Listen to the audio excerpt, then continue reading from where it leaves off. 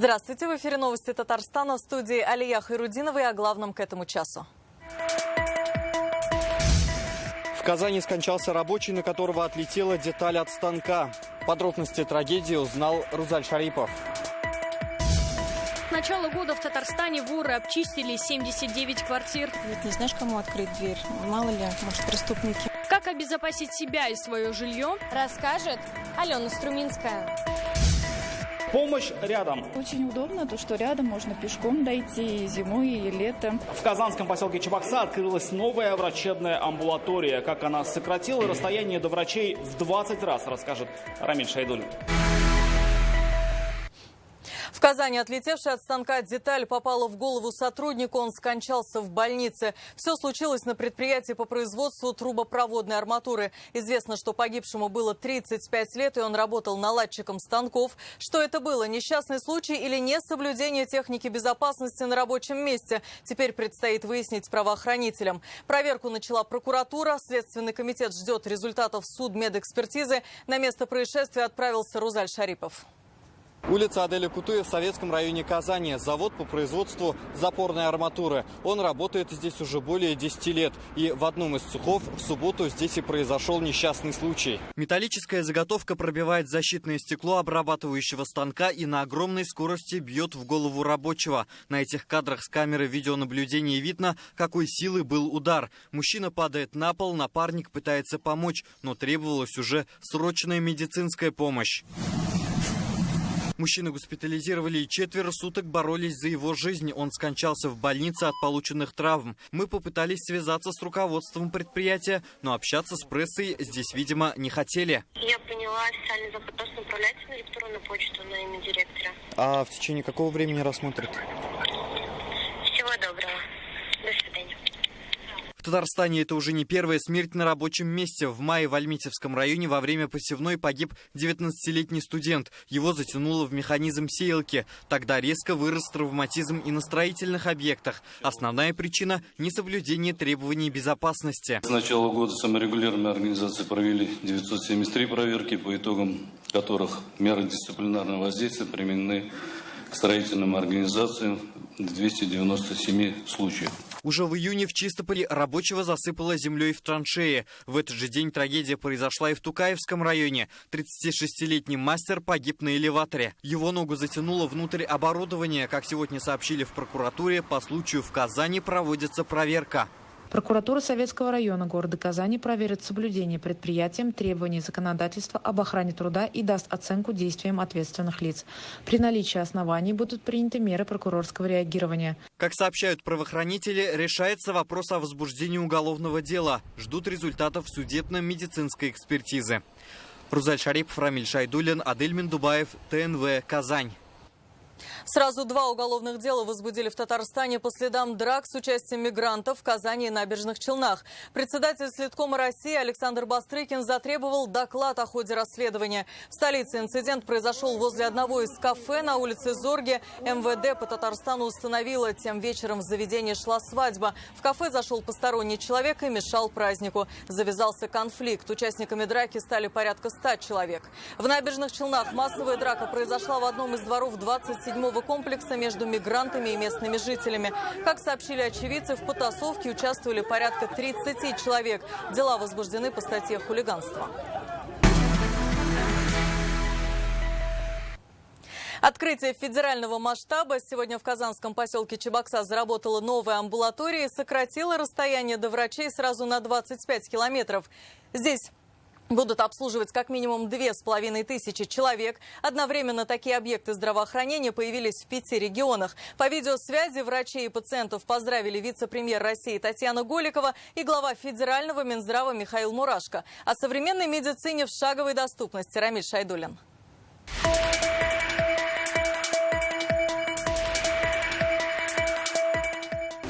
Все оборудовано, полностью подключен. Здесь все готово к приему первых пациентов. Это первая амбулатория в поселке Чебокса, и она будет обслуживать 200 детей и почти 2500 взрослых. 2400, а А дальше перспективу до 5000 будет расширяться. Новая амбулатория – это практически полноценная поликлиника, где есть буквально все для получения первичной, доврачебной и врачебной медпомощи. Само собой есть осмотр и вакцинация. Здесь же можно получить анализы. Из оборудования первым делом встречает ЭКГ. Раньше для того, чтобы попасть к врачу и сдать анализы, местные жители ездили в Казань или Высокую Гору. Взрослая поликлиника в 25 километрах, детская в 20. Мы очень рады, что у нас открывается поликлиника, потому что с детьми очень сложно добираться до города. С какой бы стороны мы ни заезжали, всегда пробки. А сейчас очень удобно, то, что рядом можно пешком дойти. На связи Москва, Мурманская, Ростовская и Смоленская области, а также Крым. Сегодня в стране одновременно открыли сразу 5 объектов. Нам очень важно, чтобы не только инфраструктура, которая сегодня предстанет и перед вами, как новые учреждения, и перед глазами ваших жителей, но и медицинская помощь, которая будет оказываться в этих учреждениях, была эффективной и доступной. Глава Минздрава России Михаил Мурашко по видеосвязи отметил, работа будет продолжена. Конечно, нам хотелось бы, чтобы это происходило быстрее, и все объекты были уже отремонтированы и восстановлены, и в том числе запущены новые технологии. Но время, соответственно, необходимо для этой работы. Все жители поселка, которые сегодня присутствуют здесь на церемонии открытия, с нетерпением ждали открытия врачебной амбулатории с педиатрическим отделением, где есть все необходимое для оказания адресной, вдумчивой, профессиональной медицинской помощи всем тем, кто сегодня живет в поселке. Амбулатория включает взрослое и детское отделение. Они стали филиалами казанских поликлиник. Мы планируем здесь оказывать также профилактическую помощь. Это диспансеризация определенных групп взрослого населения, профилактические медицинские осмотры, диспансерное наблюдение. Соответственно, все, что можно будет сделать здесь, в этом удаленном поселке, мы будем делать. Здесь будет оказываться прием неотложных пациентов, вакцинация, процедуры проводиться, которые назначены. Дети уже не будут ездить в дербышки, а будут получать помощь на месте. Амбулаторию построили по республиканской программе совершенствования первичной медико-санитарной помощи и национальному проекту здравоохранения. Было мнение, что 2025 год – это конец национальных проектов, касаемых даже, в частности, здравоохранения, но президентом нашей страны было принято решение продлить эти нацпроекты, и эти нацпроекты будут продолжены. По крайней мере, модернизация первичного звена. Новая амбулатория построена с запасом. Поселок расширяется, население растет. И здесь к этому готовы. Уже сейчас врачи могут оказывать помощь жителям соседних сел. Рамиль Шайдуллин, Дальмин Дубаев, ТНВ, Казань. Сегодня 12 домов в деревне Туба Нижнекамского района подключили к газоснабжению. Голубое топливо появилось по программе догазификации, которая реализуется по поручению Владимира Путина. С этим событием сельчан поздравил заместитель председателя Госсовета Юрий Камалтынов. Это уже 3-й населенный пункт района, который подключили к сетевому газу по федеральной программе. В ближайшее время голубое топливо проведут в деревню Выгороженный Ключ. Вот этот голубой огонек, который сейчас придет в ваш дом или уже у кого-то, может быть, пришел, пусть он греет не только ваши тела, но и ваши души. Думаю, что даже если такими темпами мы будем идти, даже не будем, я думаю, что ждать 5 лет, в ближайшие годы я думаю, что завершим эту программу. Поэтому в целом это очень важная и нужная программа для развития сельских территорий. В районах республики зафиксировали мор пчел. На этот раз потери подсчитывают пчеловоды Тукаевского района. Десятки пчел из семей погибли в хозяйствах сел Биюрган, Туирово, Тавларово. Этими кадрами делятся сами пасечники. Напомним, на прошлой неделе в селе Бахчисарай Мензелинского района погибли 300 ульев. Причиной мора, по мнению специалистов, могла стать обработка полей гербицидами высокого класса. Сейчас специальная комиссия проводит проверку в Тукаевском районе. Были отобраны пробы зеленой массы и подмора пчел, составлены акты.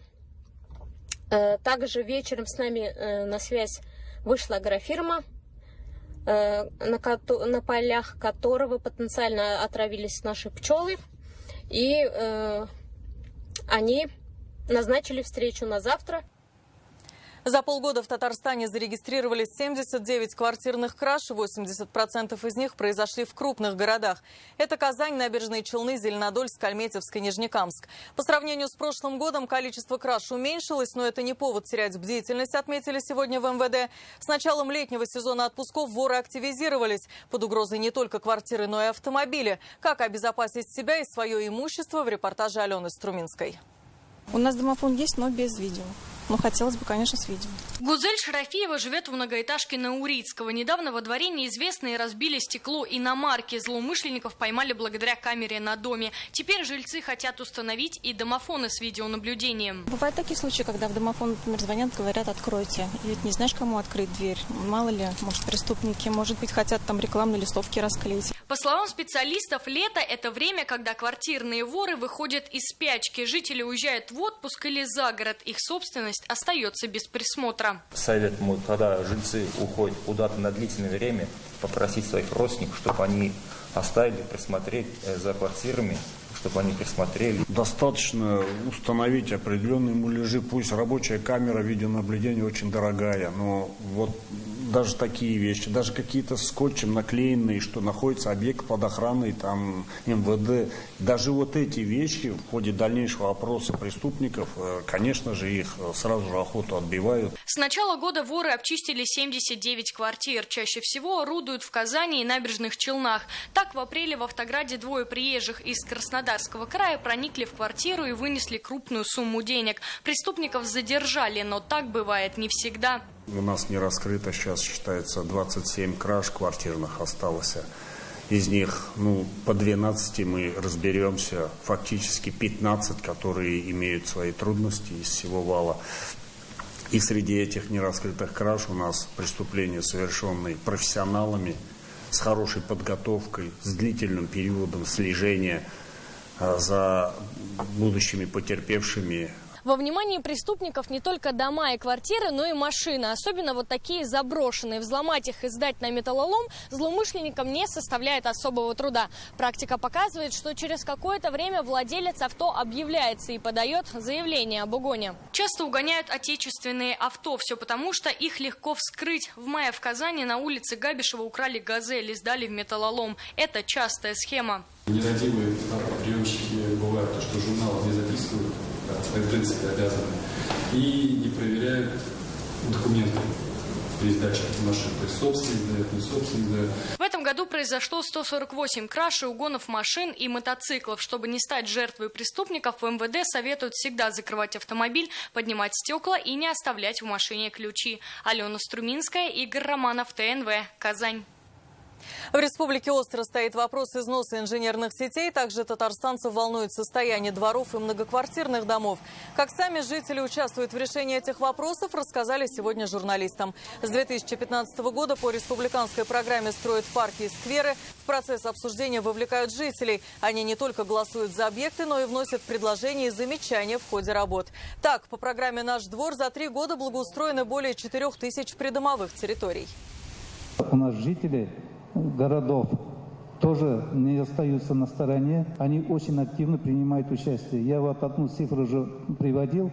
По онлайн-голосованию, по комфортной городской среде 421 тысяч человек принимал участие.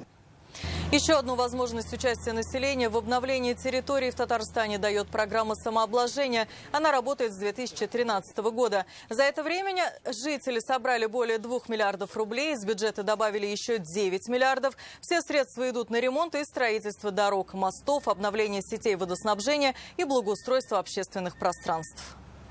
Как правило, находится 1 или 2 инициативных человека, которые собирают собрания, и от количества проживающих, зарегистрированных на этой территории, это будет поселок, деревня, как угодно назовем, более 3% граждан должны проголосовать «за», потом документы отдаются в местную администрацию, где, соответственно, принимается соответствующее решение. Почти 1 миллиард рублей составил теневой оборот репетиторства в Татарстане. Законодатели заговорили о лицензировании данной деятельности. Приведет ли это к повышению качества услуг или специалисты начнут уходить с рынка? Читайте сегодня в интернет-газете «Реальное время». Сегодня в Казани торжественно открылась первая премия священного Корана стран БРИКС+.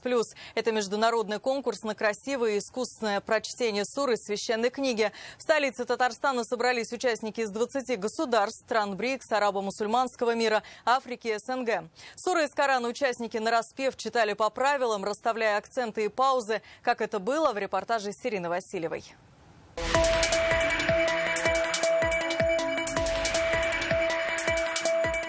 Теплые объятия, искусно написанные шамаили и редкие рукописи с арабской каллиграфией. Сегодня в центре Казани звучат аяты. Международный конкурс премии священного Корана стран БРИКС+ объединил мусульман из 20 стран.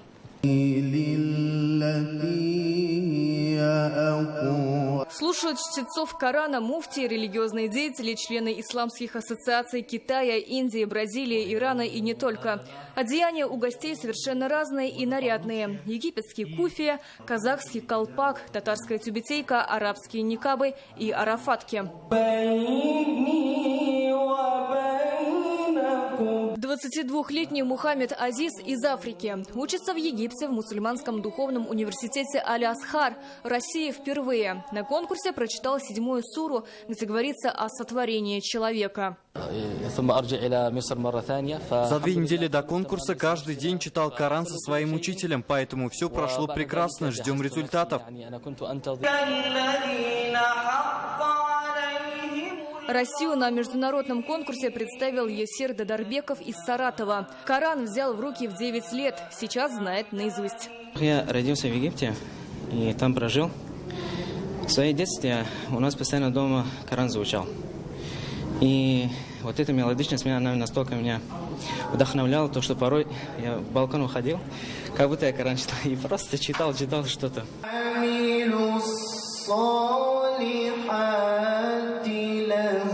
В национальном казахском наряде выступает Кайнар Базаркан. Он муадзин мечети Хазрат Султан в Астане. Использует сразу 3 техники чтения.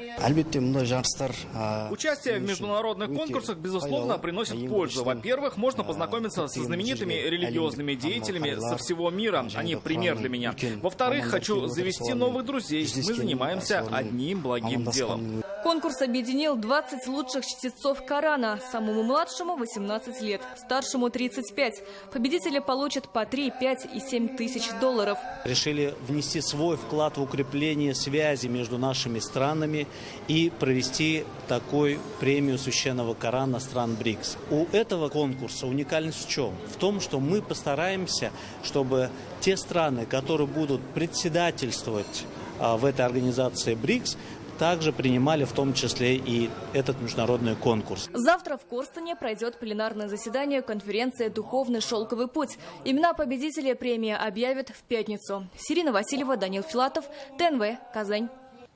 Сегодня у Центра оформления на военную службу по контракту «Батыр» заработал свой сайт. Здесь вся информация о выплатах, льготах, гарантиях, требованиях к кандидатам и список специальностей, которые нужны в зоне СВО. Также можно найти перечень документов для заключения контракта. Через сайт можно отправить сообщение, чтобы с вами связались специалисты Центра. В Татарстане продолжается набор на военную службу по контракту. Чтобы получить дополнительную социальную поддержку, семьи бойцов могут обратиться в районные администрации. Об этом на нашем канале в ходе большого телемарафона «Вступай в армию Победы» 15 июля подробно рассказали участники. По словам начальника управления социальной политики Казани, дети военнослужащих могут воспользоваться правом бесплатного проезда на общественном транспорте. Государство оплачивает расходы на школьное питание, посещение детского сада, также выдается карта «Батыр». В районных администрациях помогают и родителям бойцов. В начале июля в Татарстане для контрактников увеличили единовременную выплату до 1,5 миллиона рублей. Подробную информацию можно узнать по телефонам горячей линии. Уже известная мера – приоритетное санаторно-курортное лечение. Но на уровне муниципалитета мы, конечно же, не оставляем без внимания. Ну, если вспомнить снегопад, который был, да, были организованы бригады, кололи дрова, косим траву сейчас летом. То есть всевозможная такая поддержка, которая как бы, ну, очень нужна родителям, оставшимся одним. В Татарстане в этом году трудоустроили 6 тысяч подростков и более 12 тысяч взрослых. Сегодня в Министерстве соцзащиты подвели итоги исполнения публичных целей за полгода. Найти работу для школьников – одна из приоритетных задач. В этом году они заняты на объектах программы «Наш двор», работают в бюджетных учреждениях. На сегодня в республике зарегистрированы более 3,5 тысяч безработных. За полгода в центры занятости обратились 19 тысяч человек, 70% подобрали вакансии. Для решения вопроса дефицита кадров проводят переобучение. В прошлом году через курсы прошли 3000 человек, в этом всего 700. Пляжи, как на российских курортах, появились этим летом в Набережных Челнах. Ехать далеко не нужно, все в черте города. Их создали и благоустроили местные предприниматели благодаря полученным субсидиям на общую сумму 32 миллиона рублей. Все по национальному проекту «Туризм и индустрия гостеприимства». В прошлом году 22 бизнесмена реализовали свои проекты в 13 районах республики. Как создается городская инфраструктура, в репортаже Вероники Гайнудиновой. Были установлены 500 шезлонгов, и у нас именно была заполняемость в праздничные дни.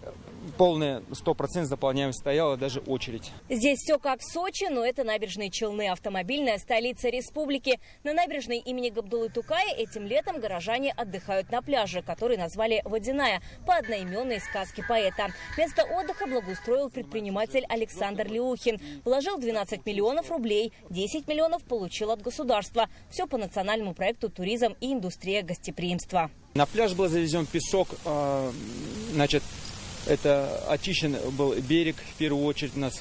На грантовые денежки мы уже приобрели, установили шезлонги в количестве 500 штук, зонты, пляжные дорожки установили спасательные вышки. Здесь деревянные лежаки, туалеты и душевые кабинки. Можно отправиться на прогулку на катамаране, сабборде. Пляж оценили и гости Автограда. Мы приехали сюда в гости, в Набережные Челны, и спустились на набережную. В прошлом году здесь таких условий не было. В этом году создали исключительные условия для отдыха местных жителей, также для гостей.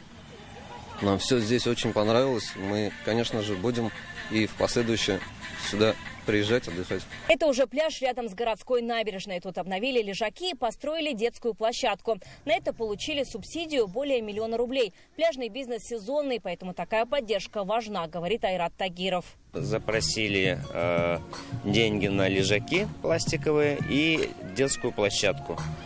Детская площадка стоит очень дорого, а денег как бы не приносит. Она же просто для того, чтобы детишки могли поиграть. Поэтому за свои средства тяжело было бы это все делать. Благодаря субсидиям мы смогли взять большой городок детский. Еще один проект – водно-пляжный парк. Здесь катаются на вейкбордах. Владелец Камиль Хузин сам увлекается и 12 лет назад построил парк. Сейчас на средства гранта улучшил условия для активного отдыха. На этот грант была приобретена 3-я установка. Мы сняли самую главную проблему. То есть, когда приходит тепло, на 2 установках, которые у нас раньше были очереди, причем очень длинные. На живописном берегу Камы, рядом с лесом, появился еще один новый пляж. Его площадь 4000 квадратных метров. Здесь есть не только пляжная зона с лежаками, но и подогреваемые бассейны. И таких проектов по республике 22. В Набережных Челнах наибольшее количество. 5 предпринимателей обновили общественные пространства. Государство, вкладывая не всю сумму в развитие инфраструктуры, позволяет населению получить эту инфраструктуру или эти объекты.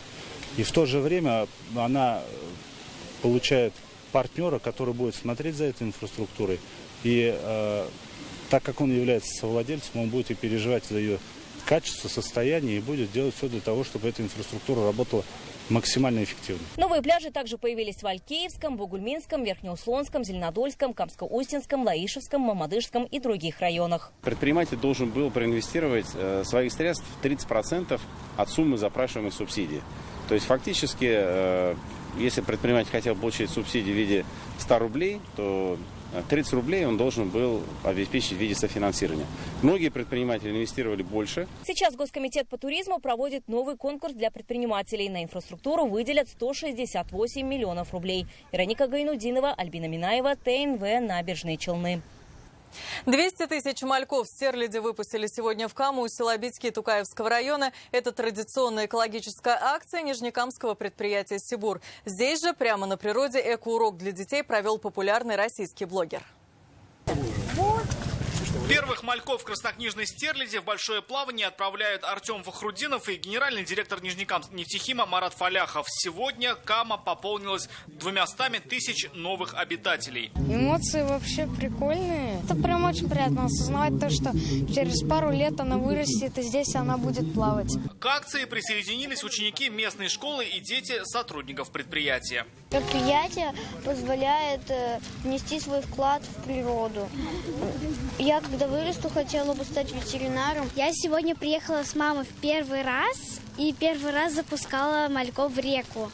Мне очень понравилось. Выпуск стерляди – это благотворительная экологическая акция Нижнекамского нефтехима по восполнению биологических ресурсов. Она проходит уже 3-й год. За это время в Каму выпустили 600 тысяч мальков. Просто любим экологию, любим свой город и, несомненно, стараемся внести какую-то частичку. Мы как команда Нижнекамского нефтехима, мы как жители этого города в первую очередь стараемся тему такого возобновления и сохранения ресурсов как по направлению высаживать деревья, так по направлению раздельного мусора, ну и в том числе возобновление водных ресурсов, конечно, один из ключевых фокусов. Место проведения акции выбрали село Битьки Тукаевского района. Здесь каменистое дно, кормовая база и нет хищных пород рыб, что особенно важно для приживаемости мальков. Почему стерлядь? Потому что данный вид рыбы имеет высокую приживаемость по сравнению с другими видами рыб. Данная акция имеет очень большое значение. Река Кама – это федеральный объект. После запуска мальков дети отправились на экоурок. Его провел популярный московский экоблогер Георгий Каванасян. С детьми он говорил о важности сохранения популяции стерляди и самой природы. Единственной активности, которой у меня не было,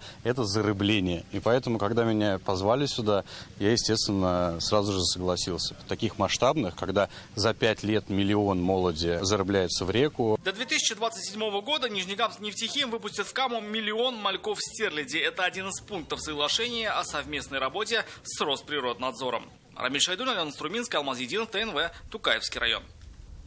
Это были новости Татарстана. Еще больше информации в нашей группе ВКонтакте, Телеграм-канале. Сейчас прогноз погоды с Эмирханом Калимуллиным. До встречи.